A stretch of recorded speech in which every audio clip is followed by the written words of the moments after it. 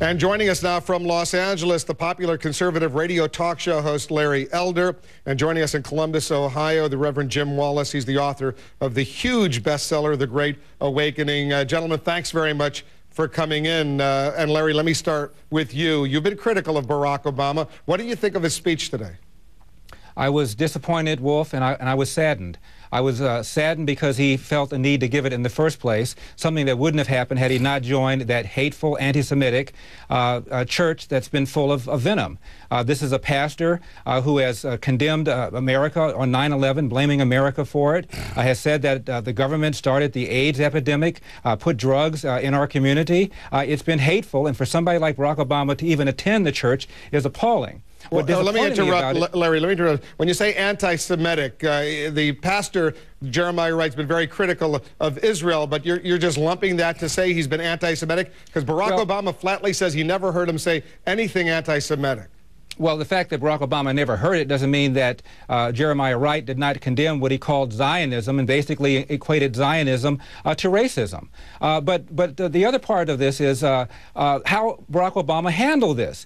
What he should have done is what he's been urging Hillary Clinton to do with respect to her vote for the war, and that is to renounce it. Say, I was wrong. I never should have belonged to this church. I should not have stayed at this church, and I should have left this church a long time ago. This is not your grandfather's America. Black people have come a very long way. This is not Selma. This is not Birmingham in the 40s or the 50s or the 60s anymore, for crying out loud. This is the fairest, freest country where blacks are the most upwardly mobile, best fed, best educated, have the greatest chances for opportunities, and Barack Obama's very success represents that. Reverend Wallis, what did you think?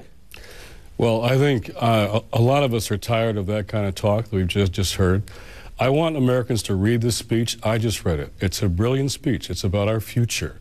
It's about what could be our future, a more perfect union. It's a speech about opportunity and hope and unity. And that is a contrast to frustration and anger that does exist in the black community, in the black church. I'm a white person, and I want to say that many white people in this country would be uncomfortable with what often in black churches is talked about week after week, because our experience is very different. And so Barack understands the anger and the frustration, but he doesn't speak that way. And he was critical of conclusions and language that he thinks goes too far. There's a generational turn here. An older generation believes that these realities can't change, aren't changing, maybe never will. Barack believes they can. And so here is somebody who's saying, let's move forward. Let's deal with these issues. But the anger and the frustration that is real, it can't bring down the hope and the vision and the opportunity that he's offering. So listen, Americans should read the speech. And if that's your vision for the future, then take Barack at his own word. Larry, when you go to church, you don't necessarily always agree with your pastor or your minister or your priest, but you don't necessarily walk out of the church and leave that church.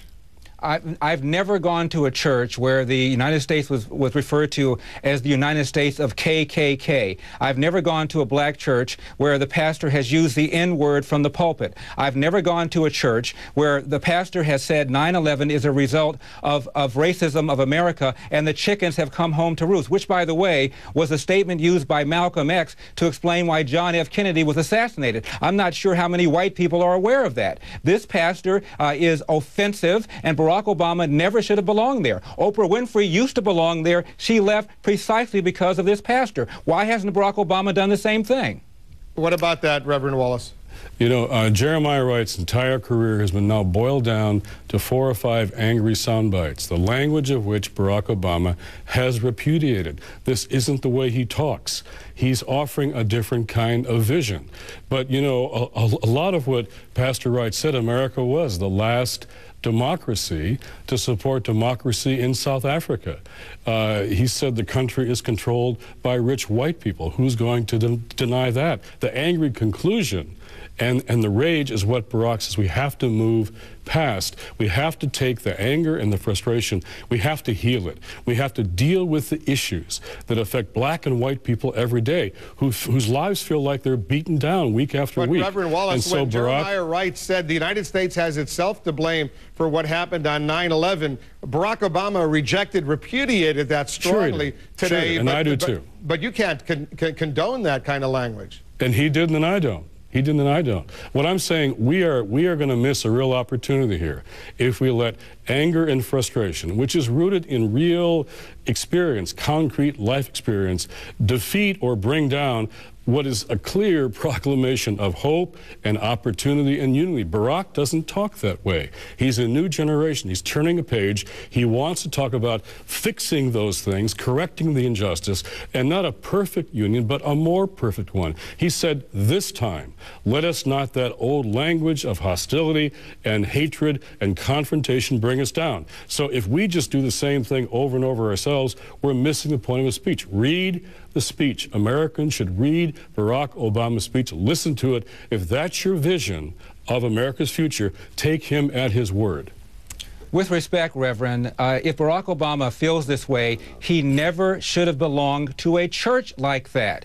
This is a country where Tiger Woods is the world's most celebrated athlete, where Will Smith is the biggest box office draw, where Oprah Winfrey is arguably the most important television personality, where the black GDP, if it were a separate country, would be one of the top 15 or 16 countries in the world. We have come a very long way from a very long way behind. And Barack Obama, we thought meant that. We thought represented that. How can you do that, say that, be that, and belong to this particular church? It doesn't make any sense. It's a contradiction. Larry, the white members of Trinity Church do not regard it as a racist church. It is a black church on the South Side doing lots of good things. Jeremiah Wright's preaching has been prophetic in many ways, and some things were said on these clips that he has repudiated. But this is a mainstream black church doing wonderful things on the South Side. So Martin Luther King Jr. spoke to America's condition in a way that sometimes made white people feel uncomfortable. But he talked about a beloved community, about where we could go. He didn't dwell in the past. He said, we can do better. Read Barack's speech. That's what he's saying. Right. Take him at his word. Jim Wallis, Larry Elder, this is a conversation we will continue down the road. Thanks to both of you for coming in. Thank you.